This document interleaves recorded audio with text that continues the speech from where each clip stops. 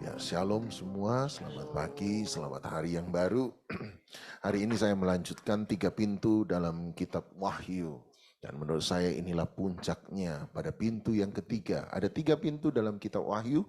Wahyu 3 ayat 8, kita bicara tentang pintu yang terbuka. Tuhan, pintu kerajaan Daud. Dan saya percaya pintu kerajaan Daud bicara tentang pintu penginjilan bagi dunia. Jadi dia membuka pintu dunia untuk sebuah penginjilan. Yang kedua, Wahyu 3 ayat 20, dalam Wahyu pasal 3 ayat 20 dia bicara tentang pintu hati gereja. Pintu hati gereja, sebab dia tidak mengetuk kepada, lihatlah aku ada di depan pintu mengetuk, dan saya percaya dia mengetuk bukan kepada orang yang tidak percaya, sebab dia memberitahukan itu kepada jemaat di Smyrna. Jadi berarti dia sementara bicara kepada pintu gereja. Seringkali kita begitu sibuk dengan aktivitas kita, bahkan mengatasnamakan pelayanan, tetapi tanpa sadar kita sementara menutup pintu gereja terhadap Yesus, kepala gereja itu sendiri. Dan tanpa sadar pula kita berarti sementara membangun bukan kerajaan Allah di muka bumi, tetapi kita sementara membangun kerajaan kita sendiri di muka bumi. Dan pintu yang keempat adalah Wahyu 4 ayat 1. Pintu yang keempat adalah, pintu yang ketiga adalah Wahyu 4 ayat 1. Nah, sebelum kita mulai, mari kita lihat Wahyu 4 ayat 1. Wahyu 4 ayat 1, kemudian daripada itu aku melihat sesungguhnya sebuah pintu terbuka di sorga. Dan suara yang dahulu yang telah kudengar berkata kepadaku seperti bunyi sangkakala, katanya, naiklah kemari dan aku akan menunjukkan kepadamu apa yang harus terjadi sesudah ini. Jadi pintu ketiga, Wahyu 4 ayat 1 adalah pintu yang terbuka di sorga. Jadi kita punya 3 pintu, pintu dunia, pintu gereja, Wahyu 3 ayat 8, pintu dunia, Wahyu 3 ayat 20, pintu gereja, dan yang terakhir adalah pintu sorga. Dan menurut saya ini adalah tripat atau 3 bagian yang sangat penting, dunia, gereja, dan sorga. Nah, hari ini kita akan bicara tentang pintu sorga secara cepat.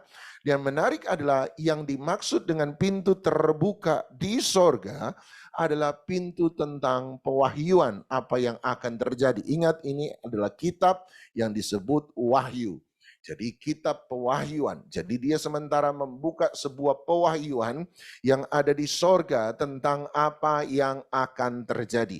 Nah, 2 poin penting yang patut kita garis bawahi. Nomor 1 berarti segala sesuatu yang terjadi di bumi, sebelum terjadi bumi, nomor 1 harus lebih dulu terjadi di sorga.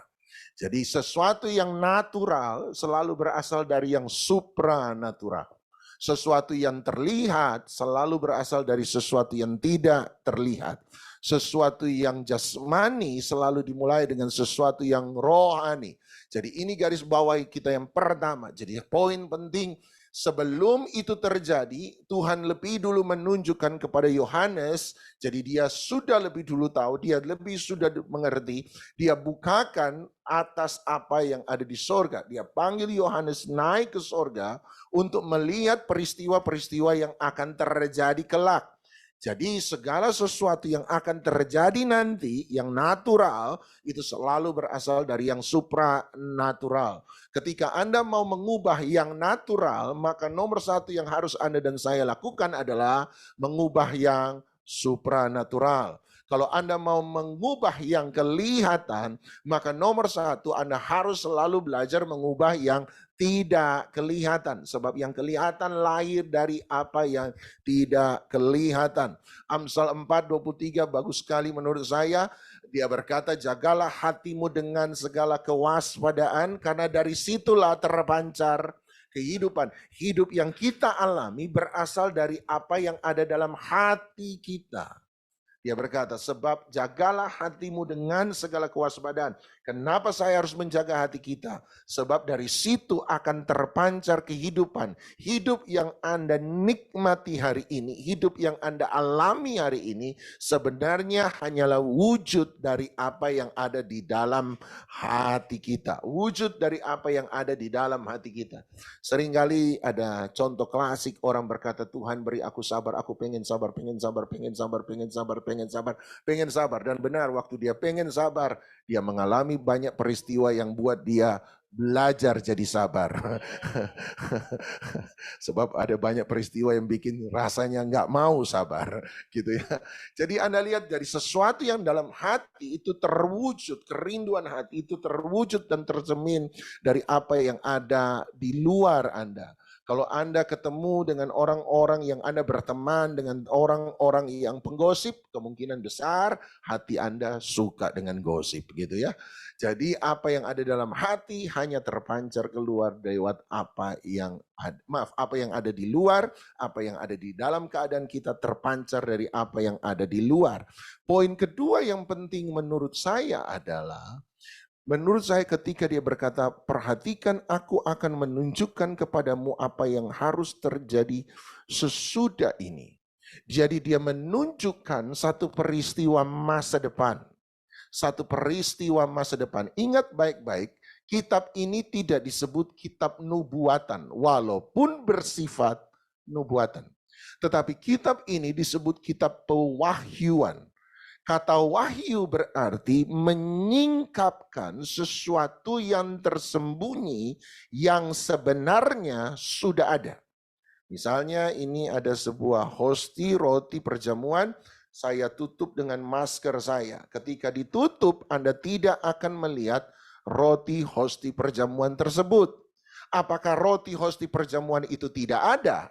Ada, tetapi tertutup.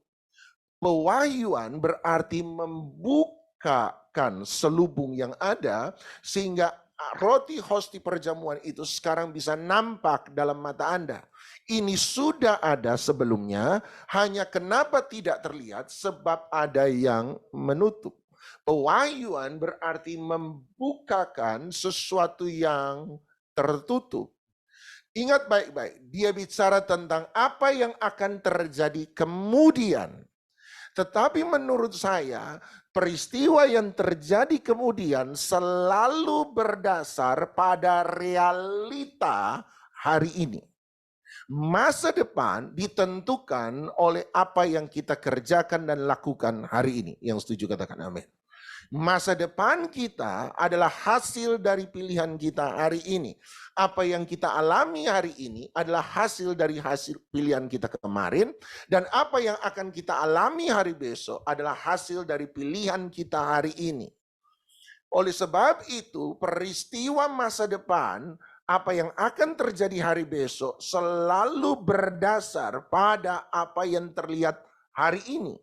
Hanya seringkali realitas sesungguhnya hari ini masih tertutup. Dan sekarang dia mau membukakan realitas sesungguhnya yang terjadi hari ini. Jadi sebelum dia bicara soal 6 meterai, ada kuda merah, kuda putih, kuda pink. Ada kuda pink, gak ada yang protes.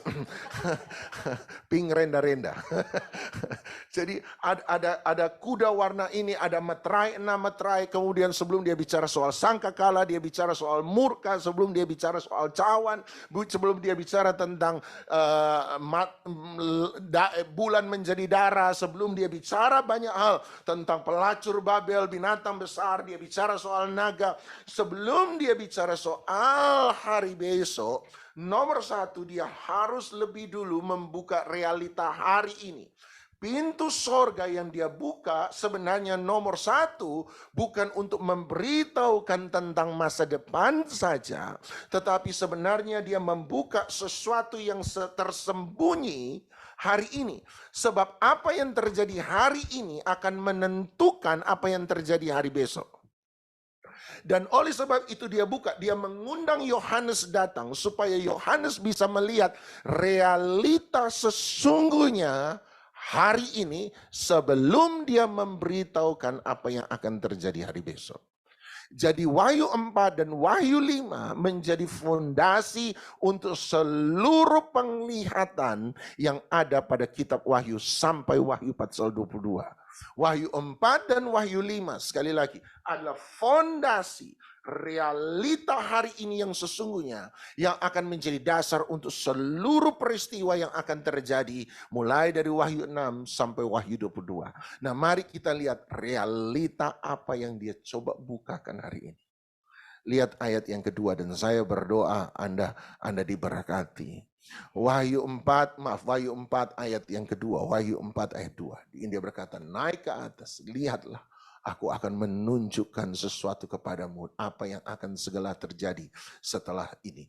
Tiba-tiba ayat 2 dia berkata, segera aku dikuasai oleh roh dan lihatlah sebuah tahta berdiri di sorga, dan di tahta itu duduk seseorang, dan dia yang duduk di tahta itu nampaknya bagaikan permata yaspis dan permata sardis, dan sebuah pelangi melindungi tahta itu gilang gemilang bagaikan zamrud rupanya, dan sekeliling tahta itu ada 24 tahta, dan di tahta-tahta itu duduk 24 tua-tua yang memakai pakaian putih, mahkota emas di kepala mereka. Dan dari tahta itu keluar kilat dan bunyi guruh yang menderu. 7 obor menyala-nyala di hadapan tahta itu. Itulah ketujuh roh Allah. Dan di hadapan tahta itu ada lautan kaca bagaikan kristal. Di tengah-tengah tahta itu dan di sekelilingnya ada 4 makhluk penuh dengan mata. Di sebelah muka dan di sebelah belakang.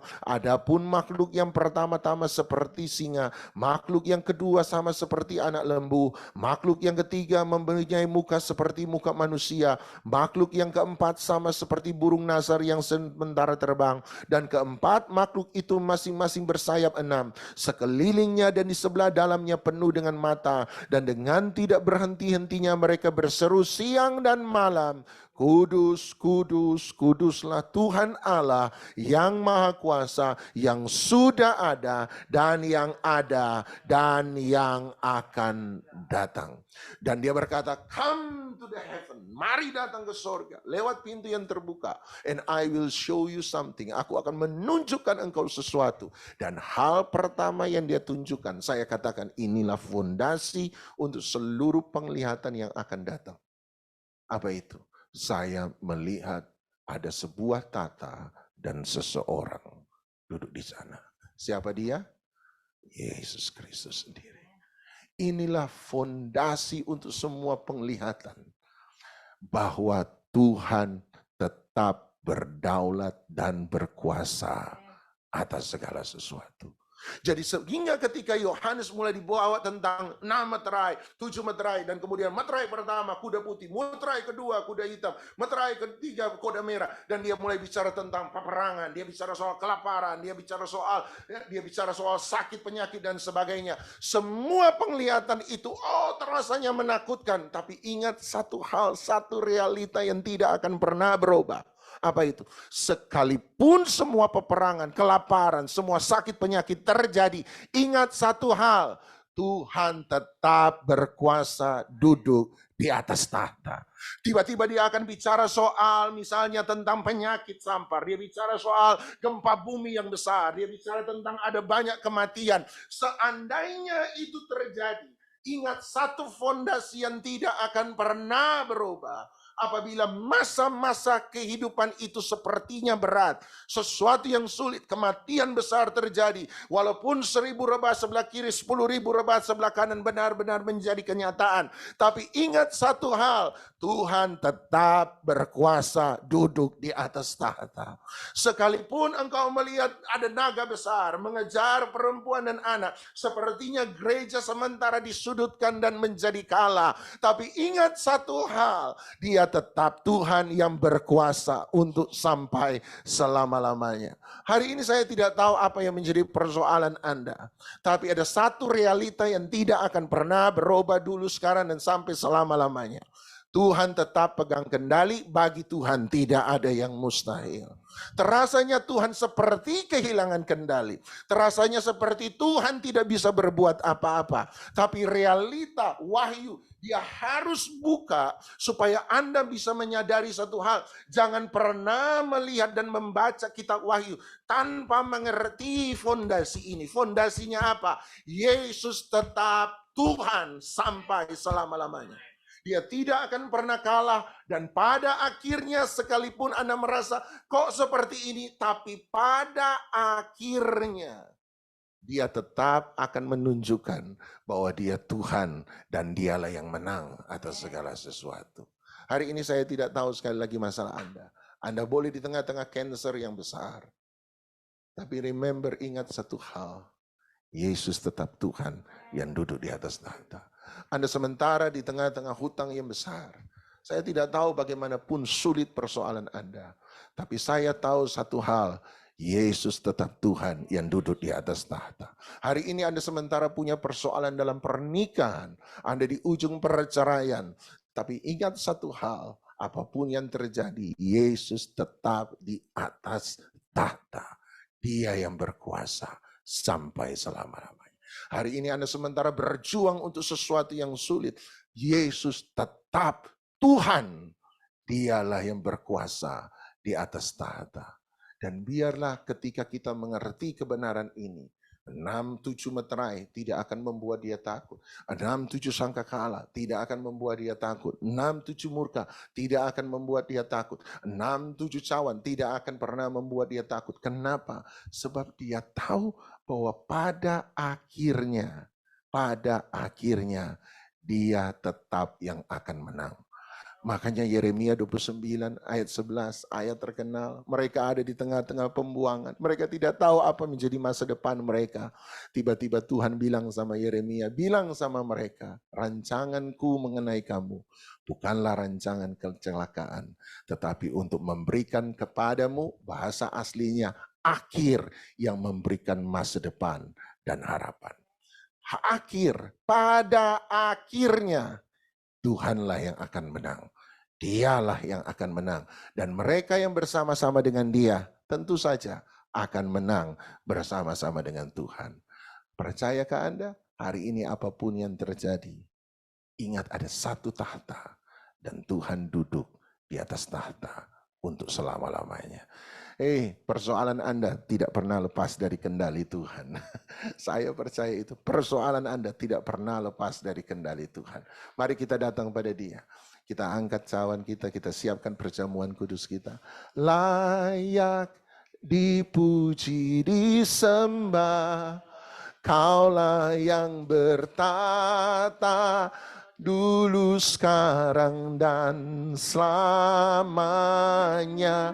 Raja atas segala raja, namamu besar, termulia.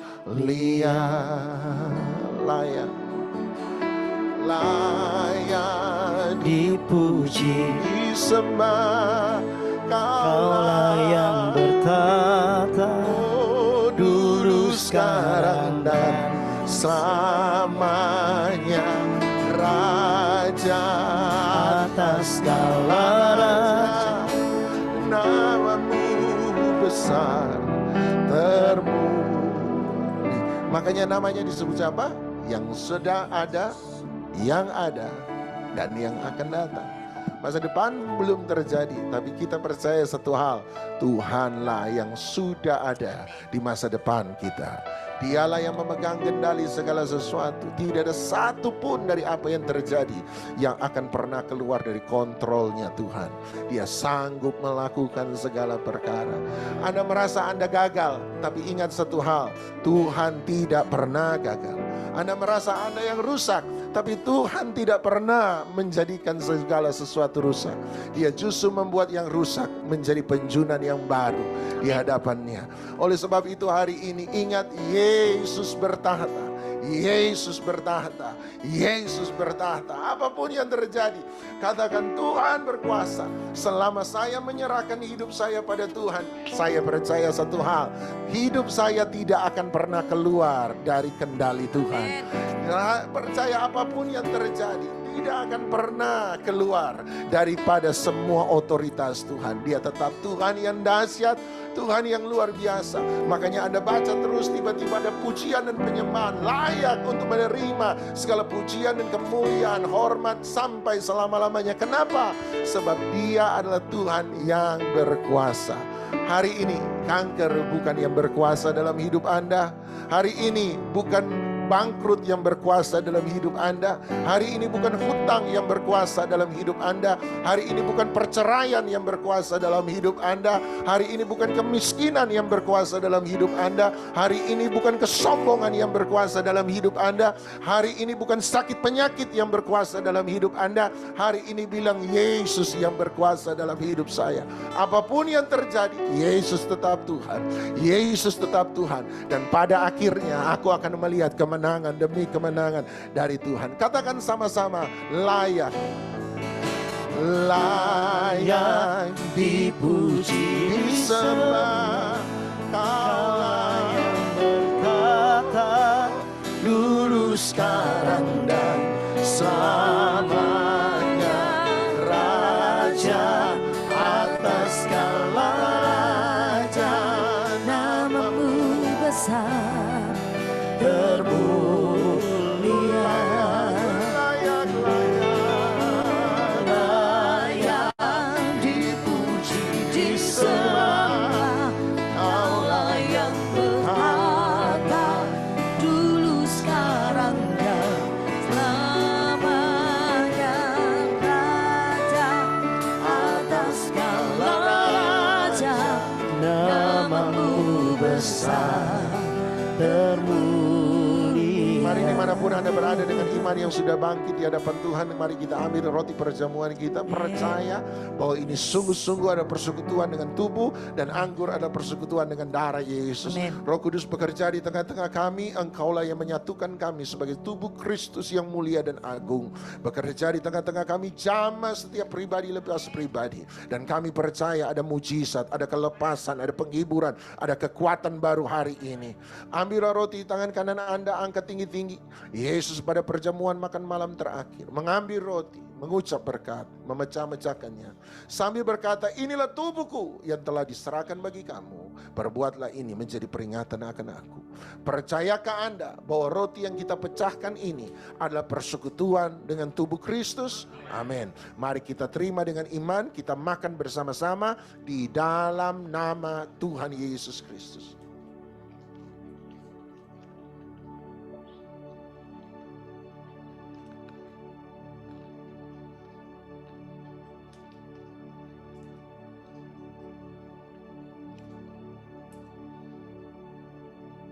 Terima kasih, terima kasih, terima kasih, terima kasih. Angkat cawan di tangan kanan Anda. Syadabatakaya rabaya. Kau Tuhan, apapun yang terjadi, Yesus Tuhan.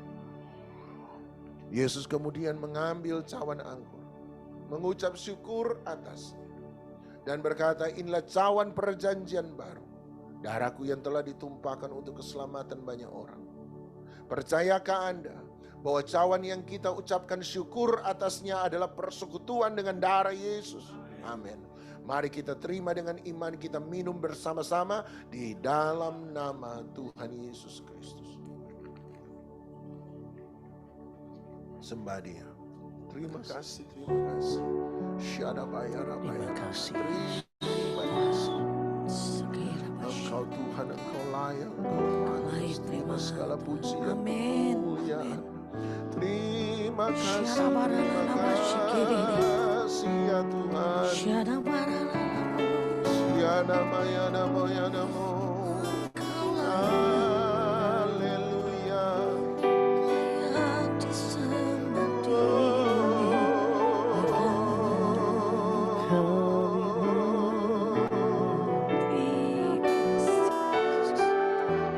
Yesus Tuhan, Yesus Tuhan.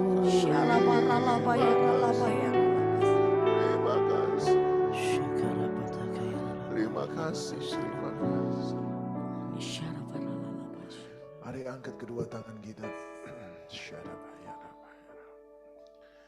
Ibrani 11 ayat 3 berkata bahwa oleh iman kita menjadi percaya bahwa Allah menciptakan dengan firman-Nya seluruh alam semesta.